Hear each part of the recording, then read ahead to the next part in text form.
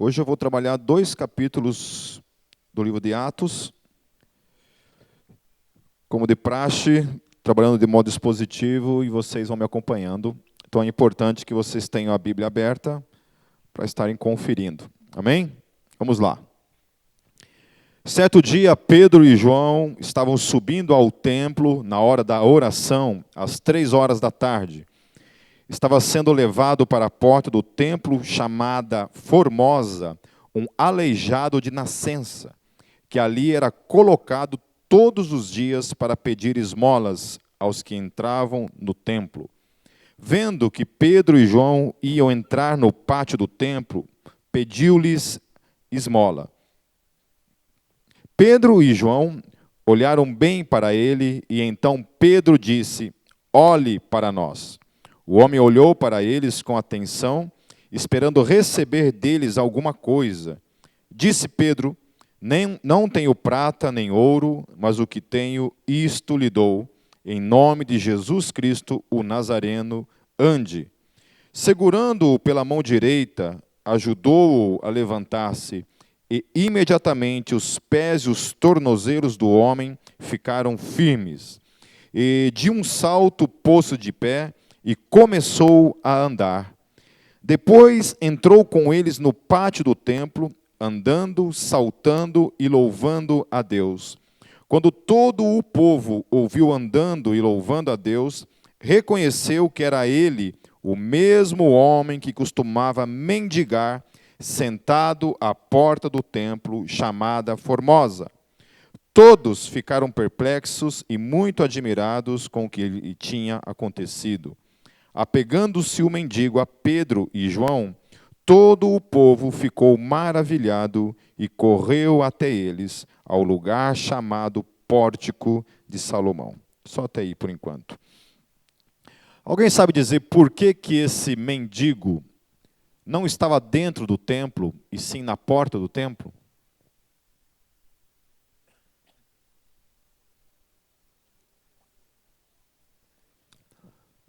Porque ele quis ficar para fora? Porque Deus quis? Aí tinha um...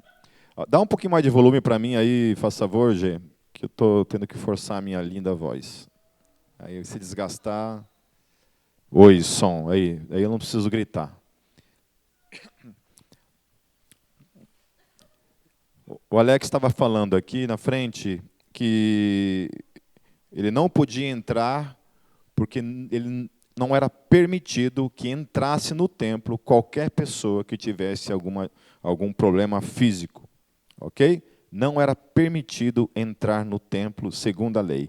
Então, todas essas pessoas que sofriam algum tipo de paralisia, aqueles que não tinham uma perna, alguma coisa assim, que eram cegos, leprosos, esses não podiam entrar no templo, então eles ficavam na margem do templo, ali na porta, mendigando, vivendo de mendicância.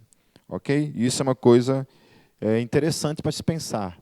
Né? Que Deus agiu na vida daquele homem, dando àquele homem, então, as condições para que, então, a partir daquele momento, ele pudesse entrar na presença de Deus. Amém? Então, foi um ato de manifestação também da graça de Deus, não somente no aspecto salvífico, no aspecto em que Deus estava salvando a vida daquele homem, mas também que Deus estava operando uma cura para que possibilitasse, então, esse indivíduo de entrar no templo. Ok? Lá em Atos, no capítulo 4, no versículo 22, fala que esse homem já fazia mais de 40 anos que ele era paralítico. Certo? Então, ele era paralítico desde a nascença e ele tinha já um pouco mais de 40 anos. Uma coisa interessante também nesse texto é o fato de que Pedro e João param para dar uma atenção para a necessidade, para o desespero, para o clamor daquele homem. Quantas de nós aqui temos tido essa capacidade de parar para estar atento à necessidade do outro? Como é que é? A gente tem um coração realmente voltado para a misericórdia ainda, no sentido de olhar, perceber as dores do outro, não apenas no aspecto de quem está lá fora, na rua, mendicando, ou alguma coisa nesse sentido, mas aquele que está ao nosso lado, muitas vezes. Às vezes, aquele que é o nosso cônjuge, aquele que é o amigo, aquele que é o irmão, que faz parte da família. Quantos de nós temos tido assim a capacidade de ter misericórdia, de ainda ter compaixão, de olhar para as pessoas e sentir compaixão, ou nós já estamos inclusos nessa geração cuja a consciência já está psicoadaptada a esse ponto em que a gente já não tem mais esse coração voltado para a misericórdia e para a angústia do outro. Como é que isso funciona comigo e com você? Nós temos tido essa capacidade de parar, perceber as pessoas nas ruas, as pessoas que estão no nosso convívio diário e estar com o nosso coração atento à necessidade. Tanto Pedro quanto João param para olhar a necessidade daquele homem quando aquele homem clama por uma esmola. Ele mal esperava, acho que ele não acreditava talvez nem na possibilidade de que aquele dia Deus ia fazer na vida dele muito mais do que isso. Sabe, o Evangelho, ele é muito mais do que isso. O Evangelho, por meio das nossas vidas, nós vamos ver um pouco sobre isso, sobre a questão dos pilares da evangelização. Sabe, um dos pilares que eu não coloquei ali entre os 4 pilares, mas um dos pilares da evangelização que precede a tudo isso é nos importarmos. É realmente a gente ter compaixão e amor pelas vidas, pelas pessoas que ainda não conhecem do Evangelho. Porque nós podemos realmente, meus queridos, cair num tipo de comodismo de fé, o qual a gente se contenta unicamente em vir para o culto, fazer algumas coisas que nós temos o hábito de fazer e deixarmos de nos importar com as pessoas que estão lá fora, com o desespero das pessoas que estão lá fora morrendo. Eu estava lendo um livro, estou lendo um livro do Francis Schaeffer, chamado Como Viveremos, e um cara que era escravista, um cara que fazia comércio de escravos, eu esqueci o nome do cara, eu lembro se era John Nowen, como é que foi o cara que escreveu a letra Maravilhosa Graça, alguém lembra? John Newton. John Newton, o cara que escreveu a letra Maravilhosa Graça, ele era um cara que trabalhava, né, com o comércio de escravos. Essa era a função dele. E tanto que a música Maravilhosa Graça, alguns acreditam que, né, ele fez a letra, só que a parte da harmonia não foi obra dele. Apenas a letra de Maravilhosa Graça veio dele. E especula-se que a melodia dessa música, não a letra, mas a melodia dessa música, ele ouviu nos navios escravos. O gemido daqueles homens e daquelas mulheres que estavam sendo trazidas para debaixo daquela escravidão. Então, esse gemido se transformou numa melodia aos ouvidos dele, e ele escreveu uma letra que hoje é uma letra que nós cantamos, porque tem tudo a ver com a nossa própria condição, não vivendo, obviamente, da forma como os escravos estavam ali vivendo naqueles barcos, mas da nossa vida de escravo como pecado. Sabe? E daí ele fala o seguinte, que esse cara se converte. E quando ele se converte, como é que é o nome dele mesmo? John Newton, isso. Quando ele se converte, ele se transforma num homem que começa a lutar, portanto, contra todo esse comércio de escravos. Ele se torna um homem que, então, levanta a sua voz profética para, de alguma forma, combater também essa questão dos escravos. Sabe, às vezes eu penso nisso, penso o quanto de nós assim está preocupado realmente, nós estamos realmente com nossos olhos voltados para a evangelização, para a pregação do Evangelho.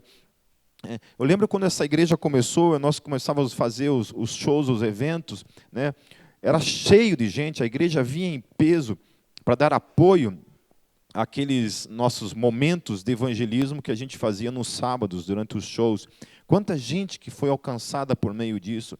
Faltar culto, meu querido, era uma coisa que a gente não tinha problema com isso, porque não acontecia isso.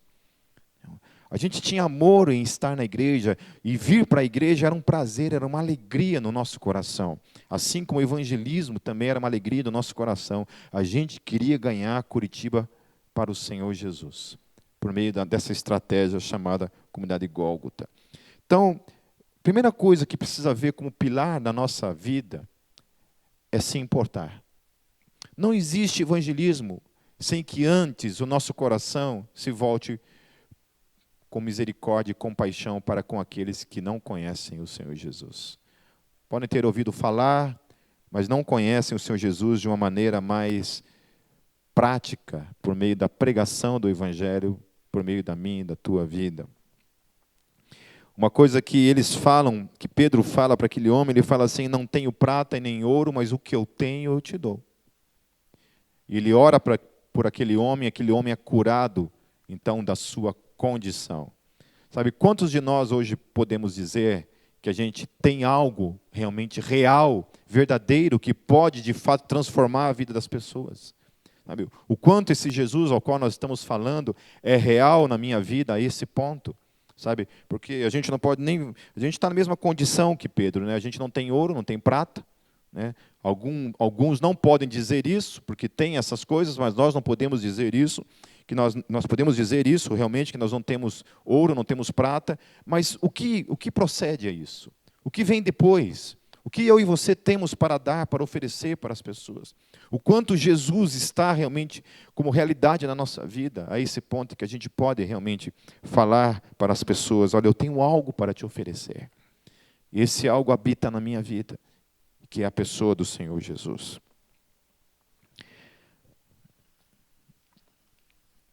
Continuando a partir do versículo 12, desculpa.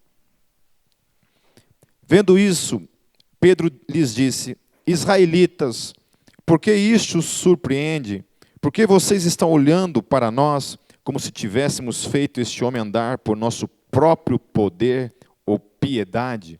Eu acho tremendo isso nesses homens, ao contrário daquilo que a gente vê em muitos homens nos dias de hoje, onde parece que eles são aqueles que operam o poder e o milagre. Na mente de Pedro e na mente de João, havia essa consciência plena de que o que havia acontecido ali não era uma obra deles, não era algo que eles tinham feito, mas era Deus operando por meio da vida deles. No versículo 13, o Deus de Abraão, de Isaac, de Jacó, o Deus dos nossos antepassados, glorificou o seu servo Jesus, a quem vocês entregaram para ser morto e negaram perante Pilatos, embora ele tivesse decidido soltá-lo.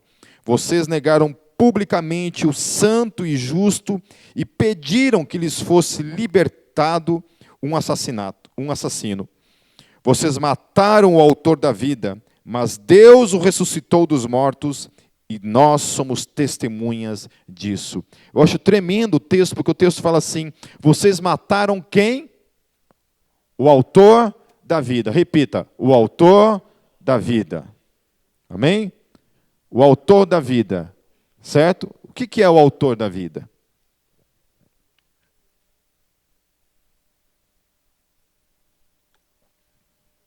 Por que o autor da vida?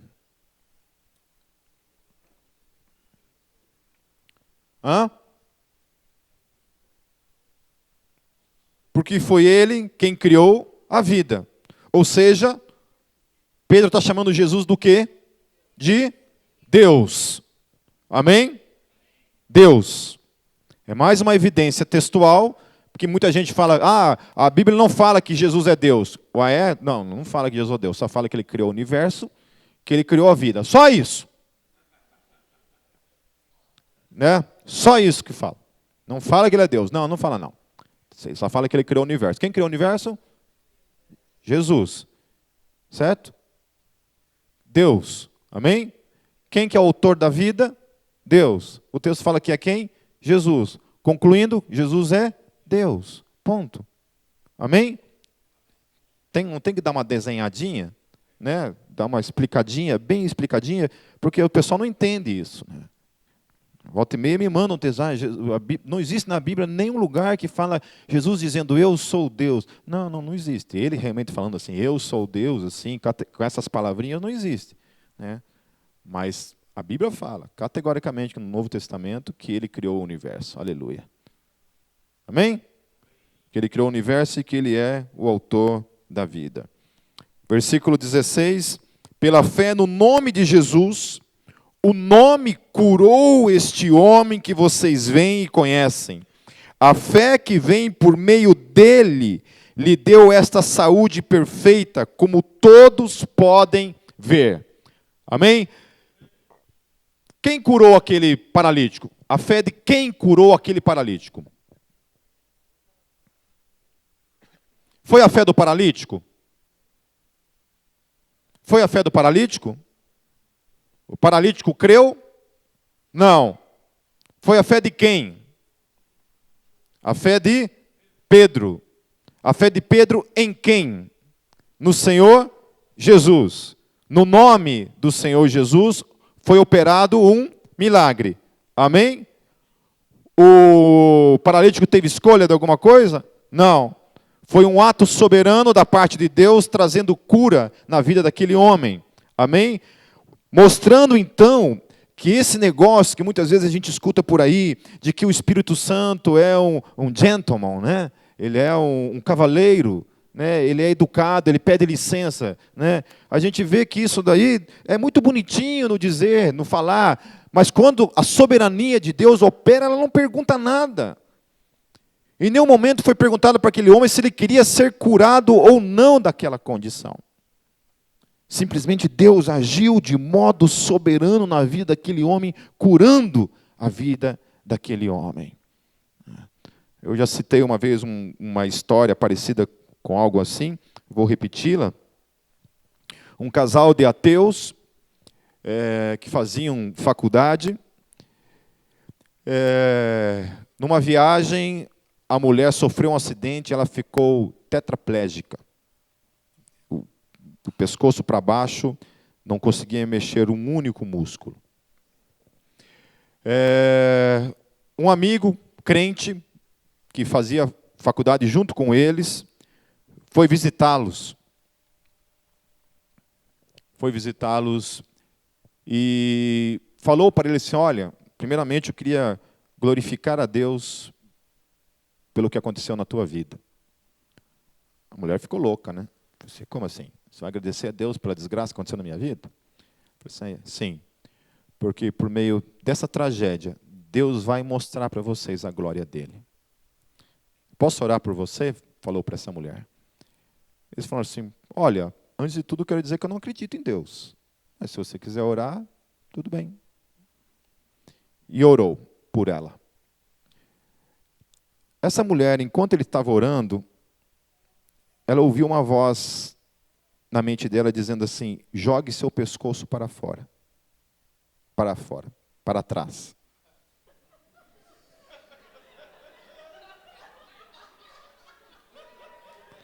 Eu fico pensando, por que eu falo essas coisas?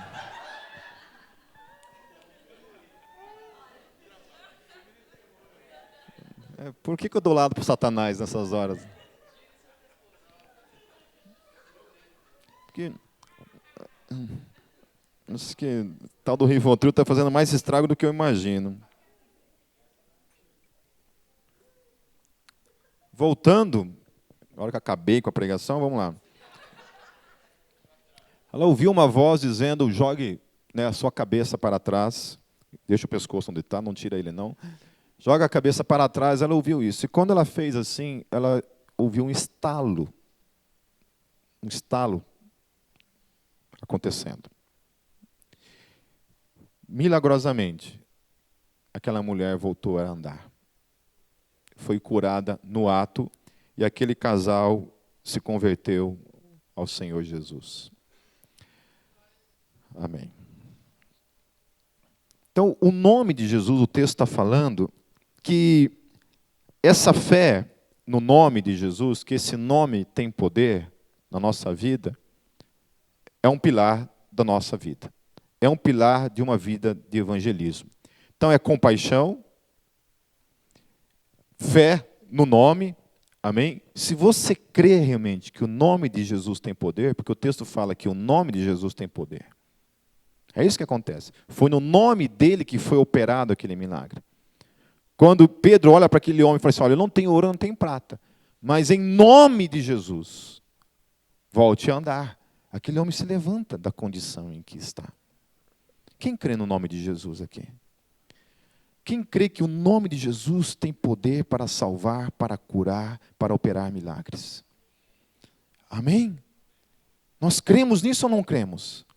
Amém?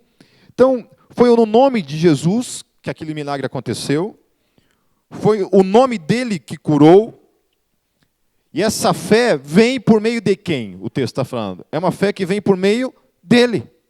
Amém? Então, Deus confiou a mim e a você um tipo de fé, meus queridos, que é capaz de operar milagres. Apesar de que eu acredito que existe o dom de operar milagres, né, de operar prodígios e sinais, que é um dom específico, eu também acredito, dentro daquilo que a gente estava trabalhando dentro dos dons, que existem dons específicos, mas mesmo todos os dons, eles têm também características universais. Certo? Portanto, ainda que você não tenha especificamente o dom de operar milagres, Deus, por meio da sua vida, pode operar um milagre. Amém? Certo? Eu já orei muitas vezes por pessoas que não foram curadas, que não aconteceu nada. Já orei por pessoas que tiveram cura. Tem uma pessoa dessa igreja, hoje ela não está aqui, que ela foi diagnosticada com um tumor do tamanho de uma laranja. O médico falou. Isso lá no começo da Gólgota. Ela veio desesperada e pedindo oração. A gente orou, pedindo a Deus um milagre. Quando ela voltou na outra consulta, o médico disse para ela assim, olha, eu não sei te explicar o que aconteceu, mas simplesmente desapareceu. Isso faz, meus queridos, 17 anos atrás. Nunca mais aquilo voltou para a vida dela. Amém? Então é isso. A gente pode falar de muitos milagres que Deus utilizou, e eu não tenho o dom de cura. Sabe? Deus não me usa assim, sabe, para ficar operando milagres o tempo todo. Eu não tenho esse dom específico. Mas já orei por pessoas e foram curadas. Por quê? Porque o poder está em mim? Hã? Não. Aonde está o poder? Na pessoa de Jesus, no nome de Jesus. Amém? Então nós temos que ter essa ousadia nas nossas vidas. Temos que ter a ousadia nas nossas vidas. Muitas vezes a gente vê pessoas doentes, a gente não ora e a gente tem que ter a prática da oração, meus queridos. Tem um camarada do Come and Live, o Chad. O Chad é um cara assim, que nos constrange, assim, sabe? Ele quer passar vergonha, saia com o Chad na rua. O Chad, ele faz você passar vergonha mesmo, sabe? Se você é um cara assim, meio jacu do mato, sabe, meio vergonhoso, nunca ande com o Chad na rua. Porque o Chad, ele sai parando todo mundo e orando por todo mundo. Quer um cara mais chato que esse? E não é orando apenas por orar, ele ora operando milagres, sabe? Ele vê um cara paralítico, ele ora pelo cara. Sabe? Ele vê um cara doente, ele ora, ele não quer saber. Ele ora o tempo todo. Né? A Ju e o Kelvin, que fizeram lá a escola do Steiger lá na Alemanha, conheceram ele e viram como é que funciona. O Shed é assim, queridos, ele ora. Olha, Pipe, de cada 1000 oração, uma Deus opera um milagre. E olha lá. Mas é porque eu oro que eu vejo o milagre acontecendo. Amém? Certo? Se eu nunca oro pelas pessoas, vai operar algum milagre? Adivinha? Não. Certo? Ou vocês acham que vocês não oram pelas pessoas e vai simplesmente acontecer um milagre? Se Pedro não tivesse parado, meus queridos, naquele momento, voltado os olhos para aquela pessoa e orado por ela, tinha acontecido alguma coisa? Não. Certo? Não. Apesar de que, é interessante, depois nós vamos ver mais para frente, A Bíblia vai falar mais para frente de coisas que aconteciam por meio daqueles homens, por meio dos apóstolos, que são coisas assim que nos desafiam, né? Como eu sempre falo que o milagre, ele não opera uma regra em si. Sério, o milagre de Deus, ele pode ser operado de várias maneiras. Uma hora Jesus ora por alguém, aquela pessoa é curada instantaneamente. Uma hora ele ora, o cara vem, o cara não enxergou direito. Está enxergando bem? Não, não estou enxergando. Eu estou vendo pessoas como árvores. Então volta lá de novo. Daqui a pouco Jesus ora de novo pelo cara e o cara volta a enxergar. Ué, mas por que não operou na primeira vez o milagre? Não sei. Deus gosta de confundir a gente. Deus gosta. Certo? Então, por que acontece? Eu não sei. Então, mais para frente a gente vai ver textos onde a Bíblia fala assim que os doentes eram colocados para que, quando os apóstolos passassem, a sombra deles tocasse nas pessoas e, por meio da sombra daqueles homens, eles eram curados. Não era falado nada. A sombra não falava. Seja curado em nome de Jesus. Mas a sombra daqueles homens tocava naquelas pessoas e aquelas pessoas, de alguma forma, eram curadas. O texto vai falar que as pessoas pegavam peças de roupa do apóstolo Paulo e essas peças de roupa eram levadas até os doentes eram curados ao tocar naquele objeto.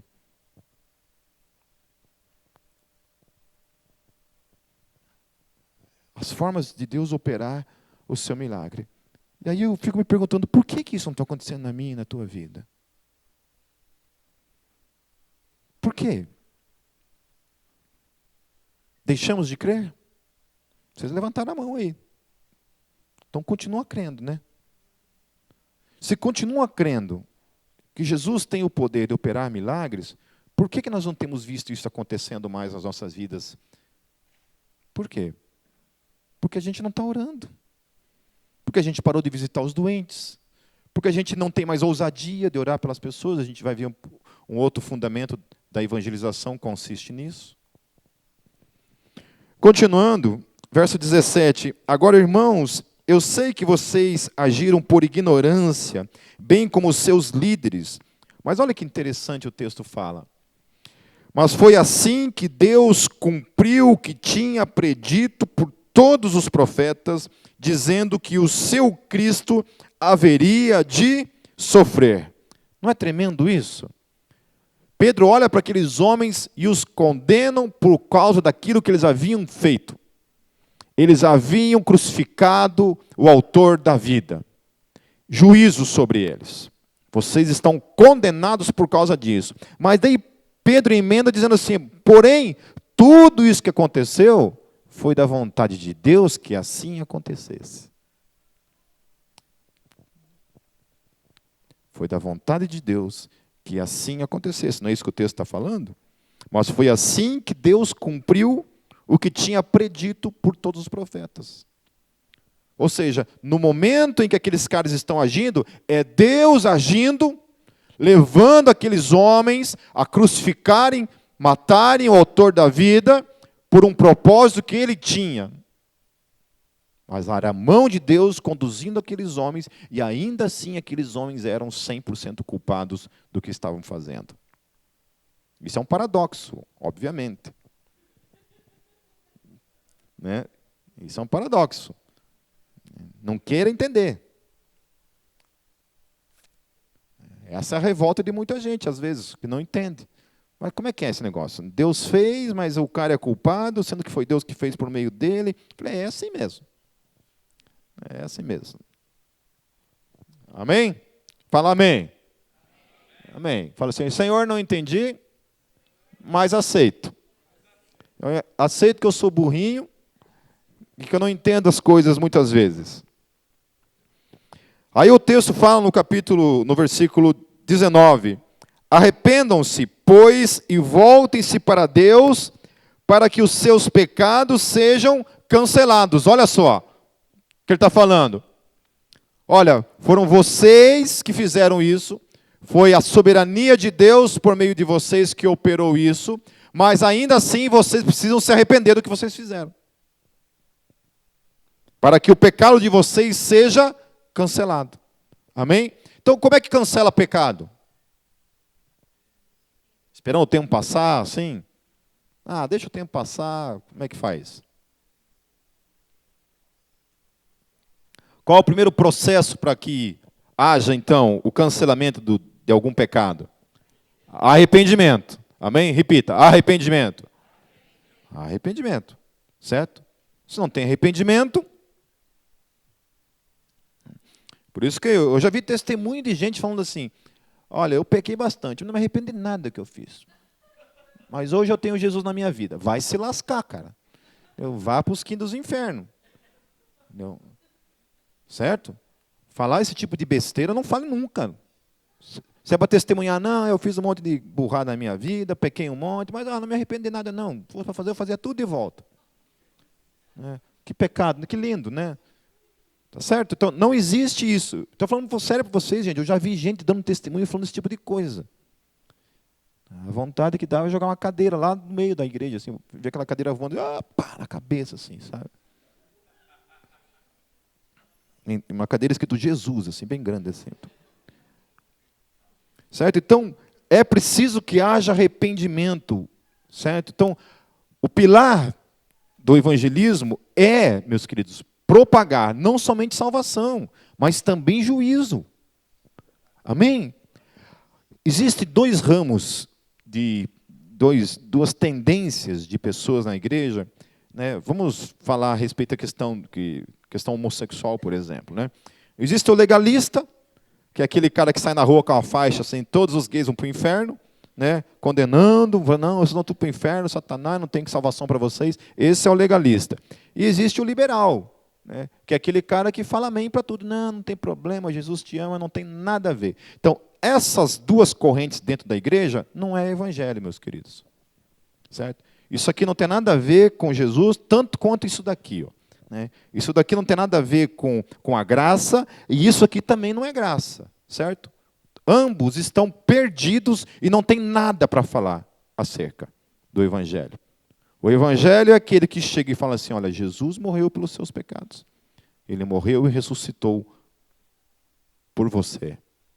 Portanto, se arrependa dos seus pecados para que eles sejam cancelados. Aleluia. E arrepender-se é o quê? Qual é a palavra no grego? Repita. Fala, metanoia. Que significa mudança de mente. Então, como é que eu vou falar para uma pessoa que está no pecado, certo?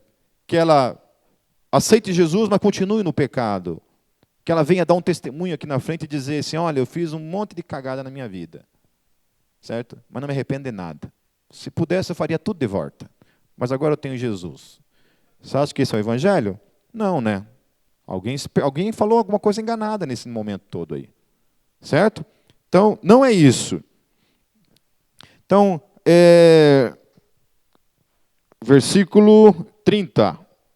Opa, 29. Não, é versículo 20. Nossa, é que está uns numerozinhos bem minúsculos aqui. Versículo 20. É isso? Eu também preciso de óculos aqui. Para que venham tempos de descanso da parte do Senhor, e Ele mande o Cristo, o qual lhes foi designado, Jesus. É necessário que Ele permaneça no céu, até que chegue o tempo em que Deus restaurará todas as coisas, como falou há muito tempo, por meio dos seus santos profetas. Alguns entendem que quando ele estava falando aqui, se referia a Deus restaurar todo o mundo, ou o reino de Israel. E não é isso que o texto está falando, tá, meus queridos? Lá no capítulo 4, no versículo 2, olha o que o texto fala. Eles estavam muito perturbados, porque os apóstolos estavam ensinando o povo e proclamando em Jesus a ressurreição dos mortos. Amém? Só que Pedro não tinha falado nada de ressurreição dos mortos até então. A pregação dele não tinha nada a ver com a ressurreição dos mortos. Mas aqueles homens escutam aquela pregação e falam assim, olha, o que esses caras estão falando, que Deus virá restaurar todas as coisas, tem a ver com isso. Porque a única coisa que Deus vai restaurar desse mundo, meu querido, é o teu corpo. Mais nada. Mais nada. certo?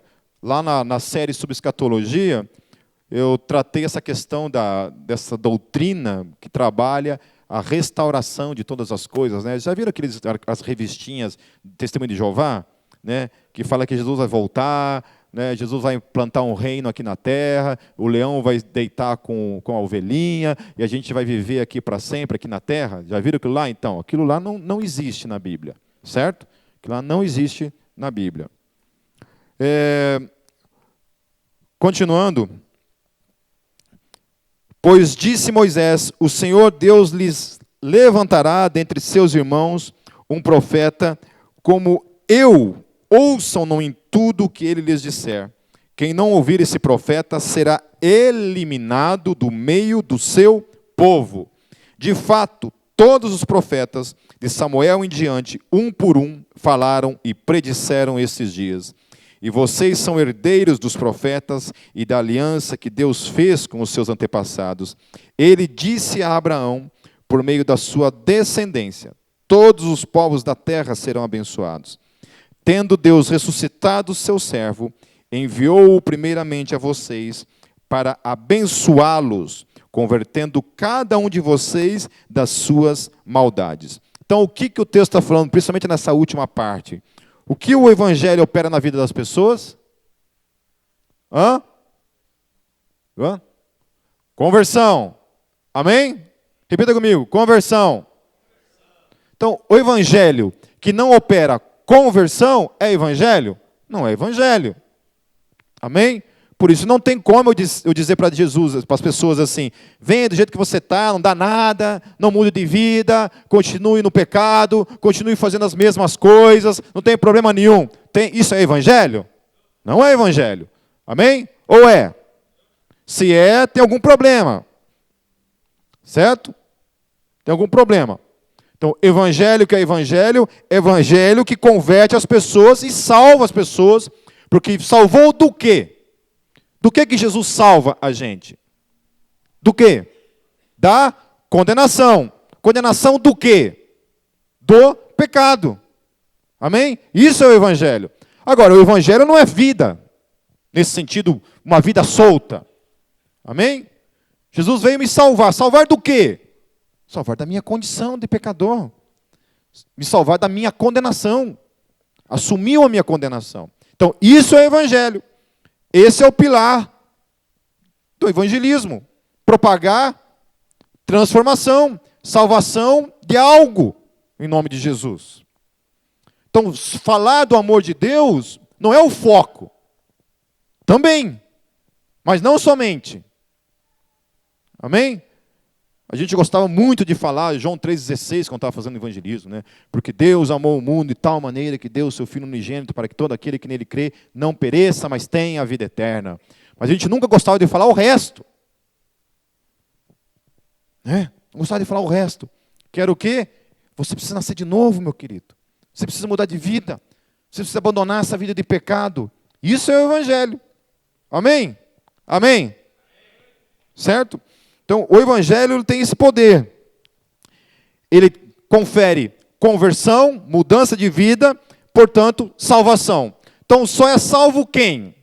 Quem de fato demonstra transformação de vida. Porque se eu não tenho minha vida transformada, eu estou salvo? Não. Se eu continuo fazendo as mesmas coisas, cometendo os mesmos erros, eu fui salvo? Não. Aconteceu uma metanoia na minha mente? Não. Houve uma mudança na minha mente? Não houve. Continuo fazendo as mesmas coisas.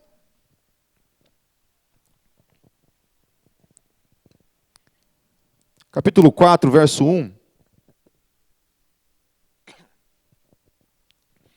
Enquanto Pedro e João falavam ao povo, chegaram os sacerdotes, o capitão da guarda do templo e os saduceus. Alguém sabe dizer quem são os saduceus? Qual era a crença básica deles? Ou a não crença? Os saduceus não acreditavam na ressurreição dos mortos. Eles não acreditavam.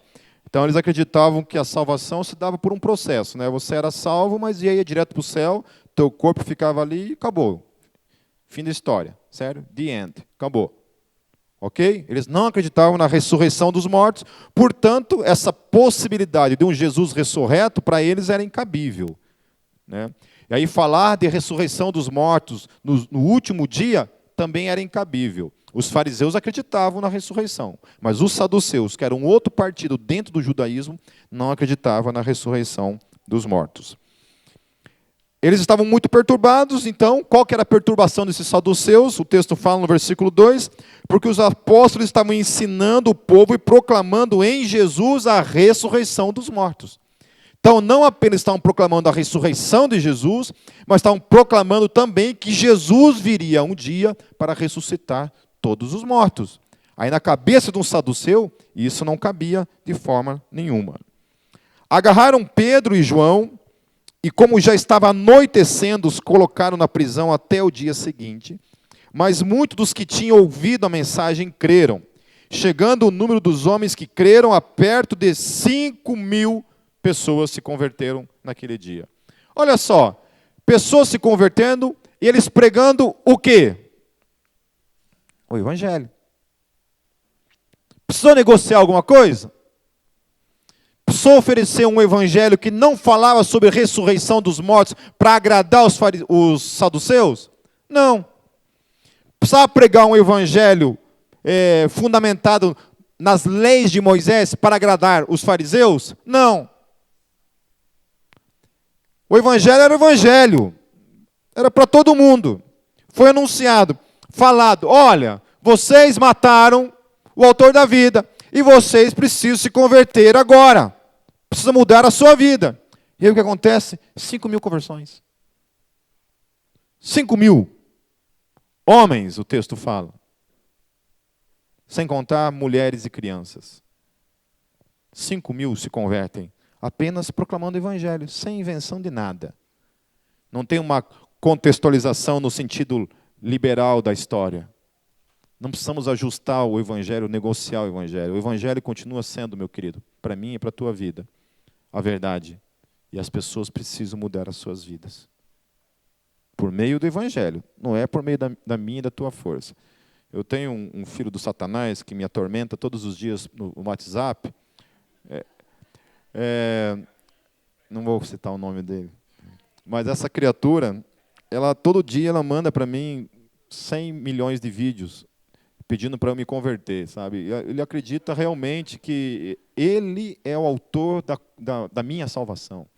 Ele acha que ele tem um poder assim de converter as pessoas por si mesmo, sabe? Né? E eu acho interessante a estratégia dele, porque a estratégia dele de converter as pessoas é mandar vídeos de satanismo. Eu falo para ele assim, por que você não manda vídeos da crucificação de Jesus, da morte, da obra redentora de Jesus? Eu acho que você vai ter mais êxito, cara. Mas eu não sei porque eu dou até tempo, porque eu gasto tempo falando disso. Continuando. Então agarraram Pedro e colocaram na prisão, foi 5.000 pessoas. No dia seguinte, as autoridades, os líderes religiosos, os mestres da lei, reuniram-se em Jerusalém. Estavam ali Anás, o sumo sacerdote, bem como Caifás, João, Alexandre, todos os que eram da família do sumo sacerdote. Mandaram trazer Pedro e João diante deles e começaram a interrogá-los. Olha só a interrogação deles. Com que poder ou em nome de quem vocês fizeram isso? Com que poder? Como que pode? Como é que vocês conseguiram fazer esse paralítico andar? E em nome de quem vocês fizeram isso? Vocês lembram de uma outra ocasião em que Jesus estava operando milagres? Em nome de quem ele foi acusado de estar fazendo milagres? Em nome de Beelzebu, ou Satanás, né? Ou seja lá o que for. Do demônio, do miserável, como fala o Brunello, né? Certo? Eles haviam já condenado Jesus por estar operando aqueles milagres no nome do Beelzebu, e agora eles estavam perguntando para Jesus, para os apóstolos, a mesma coisa. Falei, em nome de quem? Com que poder vocês estão fazendo isso? Aí o texto diz, então Pedro, cheio do Espírito Santo, disse-lhes, autoridades e líderes do povo, visto que hoje somos chamados para prestar contas de um ato de bondade em favor de um aleijado, sendo interrogados acerca de como ele foi curado, saibam os senhores e todo o povo de Israel que por meio do nome de Jesus Cristo Nazareno, a quem os senhores crucificaram, mas a quem Deus ressuscitou dos mortos, este homem está aí curado diante dos senhores. Isso foi um tapa na cara daqueles homens. Em nome de quem vocês estão fazendo isso? Então eu vou dizer para vocês em nome de quem. É em nome de Jesus Cristo, aqueles a quem vocês crucificaram. Mas Deus o ressuscitou dos mortos. Aleluia. Esse é o Deus que nós cremos, meus queridos. Quando nós proclamamos o Evangelho, nós estamos falando de um Deus ressurreto, amém? Nosso Deus não está morto, tá? É um Deus vivo em cada um de nós. Querendo nos usar, querendo fazer prodígios, milagres, salvação, levando o Evangelho para a conversão da vida das pessoas. Amém? Então o poder veio do nome de Jesus Cristo, o Nazareno. É por meio dele que houve esse milagre. Continuando, esse Jesus é a pedra que vocês construtores rejeitaram e que se tornou a pedra angular. Não há salvação em nenhum outro, pois debaixo do céu não há nenhum outro nome dado aos homens, pelo qual devamos ser salvos. Então Jesus é a pedra angular, ela é a pedra principal da construção. Sem ela não há nada seguro. Aí o texto fala categoricamente, meus queridos, não há salvação em nenhum outro nome. Amém? Uma ex-membro dessa igreja, que hoje apostatou na fé, disse esses dias, nas suas redes sociais, que a igreja é arrogante, porque a igreja diz que só ela tem a verdade, só eles são salvos. Não somos nós que dizemos isso. Do contrário, nós somos falidos, nós somos o fracasso, nós somos mentirosos, nós não somos base para a vida de ninguém. Ai daquele que queira fundamentar a sua vida em mim ou em qualquer um de vocês, está lascado. Por quê? Porque nós somos algo? Não. Somos melhores do que as pessoas que estão lá fora? Não. Aonde está a questão? Quem disse que não há salvação em outro nome? A palavra. Então não é uma questão de arrogância, é uma questão de falar a verdade. Não há salvação, meu querido, não adianta, você pode ir para onde você quiser. A salvação não está no budismo, a salvação não está no islamismo, a salvação não está no espiritismo, a salvação não está no hinduísmo, a salvação não está nos testemunhos de Jeová, a salvação não está nos mormons, a salvação não está em nenhuma dessas coisas. Nenhuma delas tem a salvação. Só há uma fé sobre a face da terra que proclama que a salvação está num único nome, no Senhor Jesus. E essa única confissão sobre a face da terra chama-se cristianismo. Amém? Portanto, se a Bíblia fala que não há salvação em nenhum outro nome, eu, como cristão, posso sair por aí falando que Jesus é uma verdade, é um caminho, é uma das possibilidades? Não. E por que tem gente fazendo isso? Né? Por que tem? Vendo a coragem de Pedro e de João e percebendo que eram homens comuns e sem instrução, ficaram admirados e reconheceram que eles haviam estado com Jesus.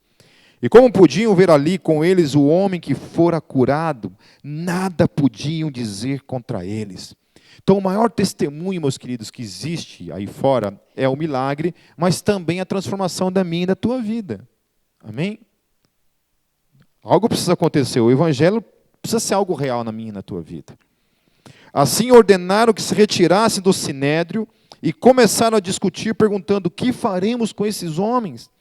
Todos os que moram em Jerusalém sabem que eles realizaram um milagre notório que não podemos negar, aleluia.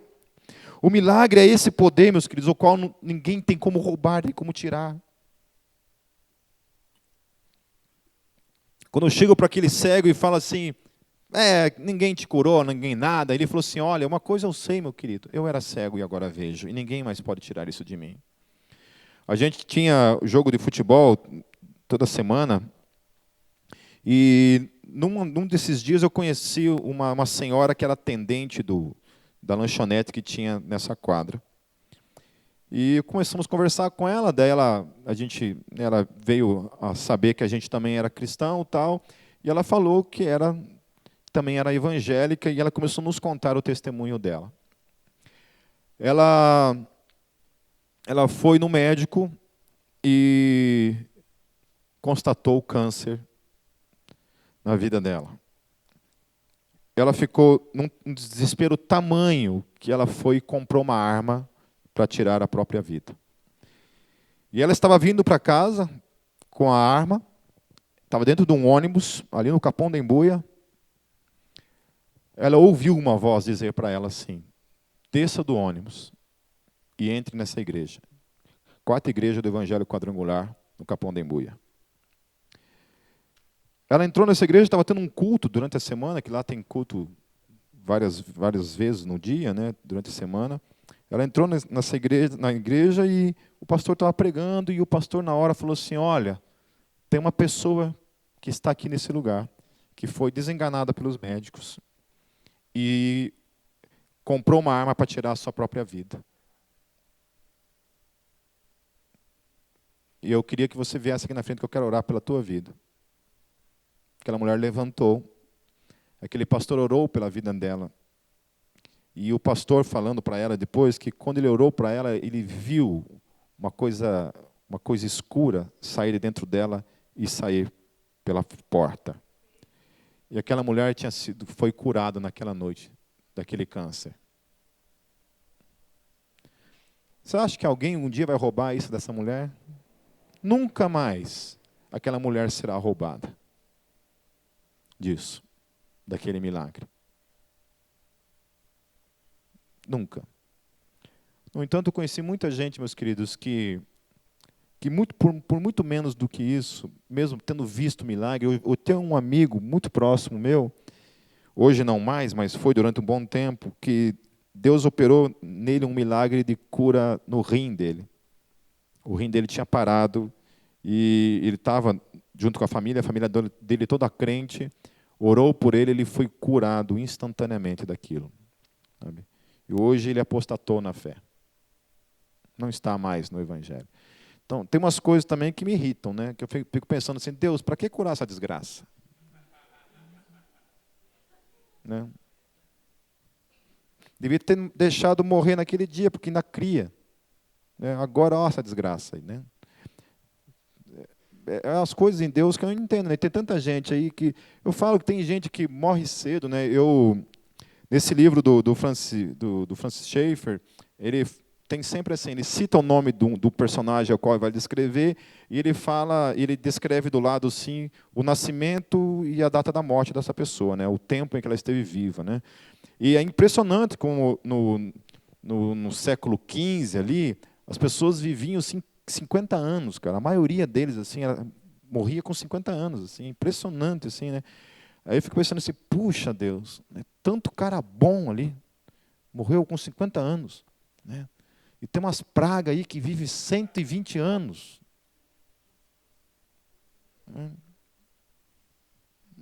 Amém. Deus é soberano.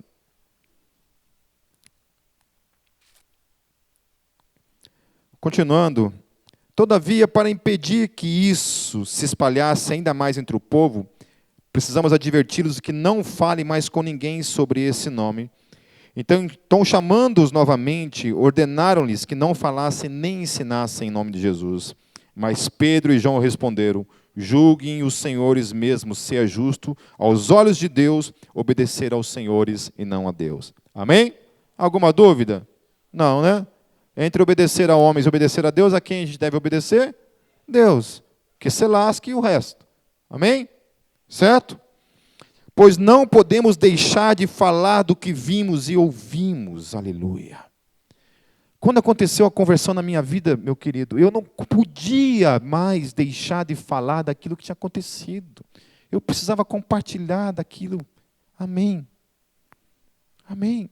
Pastor Cláudio, eu estava essa semana em renovo com os pastores, ele me contando assim as histórias dele, de quando ele se converteu, ele ficou tão apaixonado assim por Jesus, e ele já se tornou um evangelista de rua também intenso, né?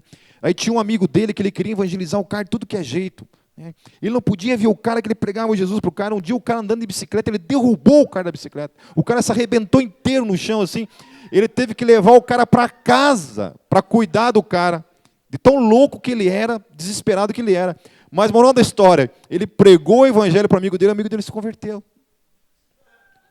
Nossa, ele contando para nós, a gente se rachando a risada, assim. Ele contou um monte de história para a gente, assim, de loucura completa, entendeu? Mas ele ficava indignado, ele falou assim, cara, eu não consigo, eu preciso pregar o evangelho. Eu não sei se foi Spurgeon, eu não lembro qual dos grandes evangelistas, que propôs diante de Deus, fez uma proposta diante de Deus, falou assim, Deus, todos os dias da minha vida eu vou pregar o evangelho para alguém. Nem que seja para uma pessoa, mas todos os dias, eu vou pregar o evangelho. E um dia ele chegou em casa, né, e não tinha pregado o evangelho para ninguém, mas ele já estava em casa, aquela preguiça, e começou a chover. Nossa, cara, agora o que eu faço? Né? Eu coloquei um propósito com Deus de que eu ia pregar o evangelho.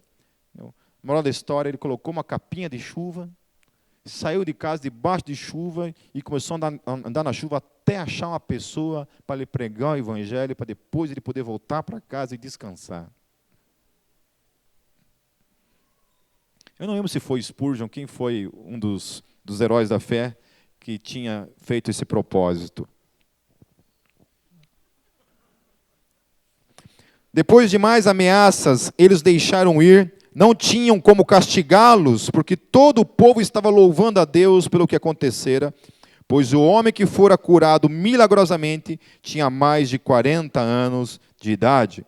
Quando foram soltos, Pedro e João voltaram para os seus e contaram tudo o que os chefes dos sacerdotes e os líderes religiosos lhes tinham dito. Ouvindo isso, levantaram juntos a voz a Deus, dizendo, ó soberano, tu fizeste o céu, a terra, o mar e tudo o que neles há. Tu falaste pelo Espírito Santo por boca do teu servo, nosso pai Davi. Por que se enfurecem as nações e os povos conspiram em vão? Os reis da terra se levantam e os governantes se reúnem contra o Senhor e contra o seu ungido. De fato, Herodes e Pilatos reuniram-se com os gentios e com os povos de Israel nessa cidade para conspirar contra o teu santo servo Jesus, a quem ungiste. Fizeram o que o teu poder e a tua vontade haviam decidido de antemão que acontecesse. Aleluia. Mais uma vez o texto falando que quem operou tudo aquilo ali? Deus. Era a vontade de quem que acontecesse tudo aquilo? De Deus. Amém? Foi por presciência? Deus sabia que eles iam matar Jesus, portanto, ele profetizou que isso ia acontecer? Foi isso? Não. Amém? A única coisa que tem a ver com presciência é uma coisa, meu querido, que Deus sabe o que a vontade dele vai acontecer. É isso. Presciência é isso. Amém? Presciência é isso. Deus estabeleceu a sua vontade, a sua soberania sobre o tempo e a história. Em especial sobre a vida dos eleitos. Amém? Isso aí não tem como mudar. Deus age no tempo e na história. Vocês acham que quem mandou aquela mulher descer daquele ônibus? Foi Satanás? Foi o cramunhão? O miserável? Quem que mandou aquela mulher descer daquele ônibus? Deus. Amém? Deus agiu soberanamente na vida daquela mulher. Amém? Estou quase terminando, meus queridos. Aguenta aí. Agora, Senhor, considera as ameaças deles e capacita os teus servos para anunciarem a tua palavra corajosamente. Portanto, por mais que eles tinham o testemunho em suas mãos, havia sempre conscientemente, claro na sua mente, que de onde vinha toda a capacitação para aquilo? Do alto, de Deus. Amém? Vem de Deus, certo? Portanto, não é por mim e nem por você, pela minha e pela tua própria força, mas vem de Deus. E olha que interessante que o próximo texto fala. Estende a tua mão, olha só, a oração deles. Estende a tua mão para curar e realizar sinais e maravilhas por meio do nome do teu santo servo Jesus. Aleluia! Eles oram e falam assim: Deus, em outras palavras, Deus, opera milagres por meio da minha vida. Em nome de Jesus. Havia essa consciência que não eram eles que operavam. Por isso que eles tinham essa ousadia de pregar, de anunciar, de orar por cura na vida das pessoas. Por quê? A cura vinha quando Deus agia. Amém? Eles oravam: Deus, eis-nos aqui, use-nos. Sabe, Pai, as pessoas estão aí morrendo, as pessoas precisam de cura, precisa acontecer alguma coisa na vida delas. Deus opera, faça algo por meio da minha vida. Essa era a oração. Quantos de nós está disposto a orar isso, para que isso aconteça? Mas entenda que essa oração não é para que aconteça na vida do outro. Não é assim: Deus, opere por meio da vida do fulano. Não, não é isso. É: Deus, faça isso na minha vida. Eu quero ser, nas tuas mãos, esse instrumento de poder, de operação de milagres. Eu quero ser esse instrumento, esse vaso que o Senhor utiliza no dia a dia, no meu trabalho, na faculdade, no colégio, na minha casa, nos meus relacionamentos, na rua, aonde eu tiver oportunidade. Eu quero que o Senhor opere essas coisas por meio da minha vida, como testemunho do que Jesus é, de fato, o Deus ressurreto e vivo. Depois de orarem, tremeu o lugar em que estavam reunidos. Todos ficaram cheios do Espírito Santo e anunciavam corajosamente a palavra de Deus. Da multidão dos que creram, uma era a mente e um o coração. Ninguém considerava unicamente sua coisa alguma que possuísse, mas compartilhavam tudo o que tinham. Com grande poder, os apóstolos continuavam a testemunhar da ressurreição do Senhor Jesus, e grandiosa graça estava sobre eles. Não havia pessoas necessitadas entre eles, pois os que possuíam terras ou casas as vendiam, traziam o dinheiro da venda e o colocavam aos pés dos apóstolos, que o distribuíam segundo a necessidade de cada um. José, um levita de Chipre, a quem os apóstolos deram o nome de Barnabé, que significa encorajador, vendeu um campo que possuía, trouxe o dinheiro e o colocou aos pés dos apóstolos. Então, para encerrar, meus queridos, os pilares da evangelização precisa ter poder na nossa vida. Amém? Precisa ter poder. É indesculpável. Eu não estou dizendo que você vai orar e todo mundo vai ser curado, ou as coisas vão simplesmente acontecer. Mas estou dizendo que se você nunca orar, isso nunca vai acontecer. Que só vai acontecer se você ser ousado para isso. Então, a segunda questão é a ousadia. Precisa haver a ousadia na minha e na tua vida. E essa ousadia, se você não tem, peça ao Senhor que a dê, que Ele dará. Amém? A terceira coisa é preciso obedecer. Aqueles homens colocaram-se diante de situações, eles falaram assim: olha, antes obedecer a Deus do que aos homens. Sabe, e eu quero trazer essa reflexão para muito mais do que obedecer aos homens no sentido externo agora. Eu quero que você trabalhe dentro da tua mente, do teu espírito, esse antes obedecer a Deus do que obedecer a você. Amém? Antes obedecer a Deus do que a minha e a tua vontade, de não querer evangelizar, de ter vergonha de evangelizar.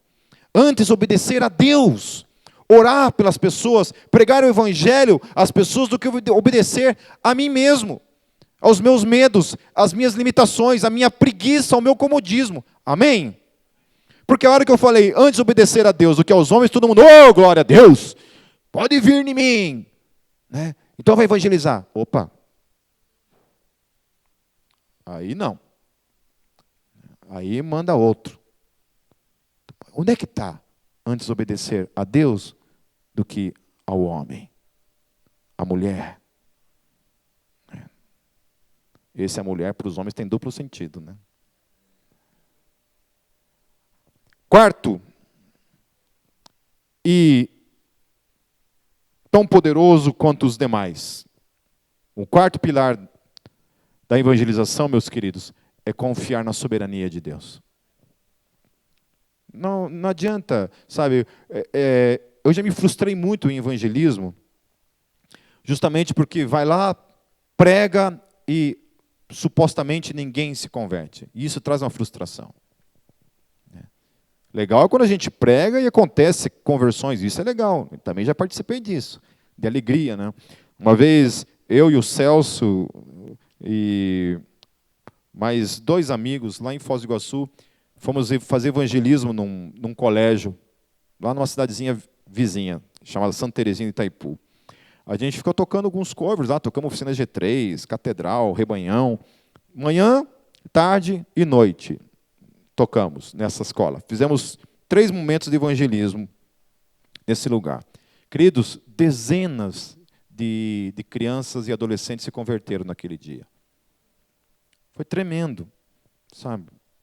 Usar a música. Fomos lá, sempre pregando o evangelho, né? Depois a gente ficou ali conversando com eles. Teve um deles que depois de vários anos, eu fui com o Desertor tocar lá em Foz do Iguaçu, e ele me procurou depois do show assim, e falou assim: Pipo, você não vai lembrar de mim, mas você lembra que há tantos anos atrás, lá em Santa Terezinha, num colégio, vocês tocaram lá e pregaram o evangelho? Eu falei assim: lembro, cara. Naquele dia, eu confessei Jesus como Senhor e Salvador da minha vida.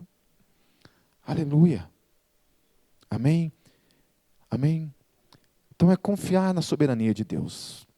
Confiar plenamente na soberania de Deus. Que Deus é aquele que age, não é eu, não é você. Mas nós precisamos unicamente pedir a Deus que nos use. E Ele nos usará. Amém, meus queridos? Amém? Então fala assim: antes obedecer a Deus do que a mim mesmo. Amém? Glória a Deus. Eu quero ver, hein? Vamos ver quem vai vencer essa guerra aí. Feche seus olhos, meus queridos. Senhor Deus, nós queremos clamar diante do Senhor. Que a chama do Teu Evangelho volte a queimar em nossos corações.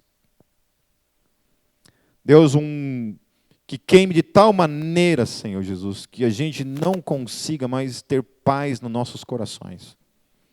Que a gente não tenha mais paz nas nossas comodidades, na nossa alienação, Deus, diante de tanto sofrimento, dor, morte, pessoas caminhando para o inferno, Deus. Nós pedimos que o queimar do Teu Espírito em nossos corações nos inquiete de tal forma, Pai, que a gente só consiga encontrar novamente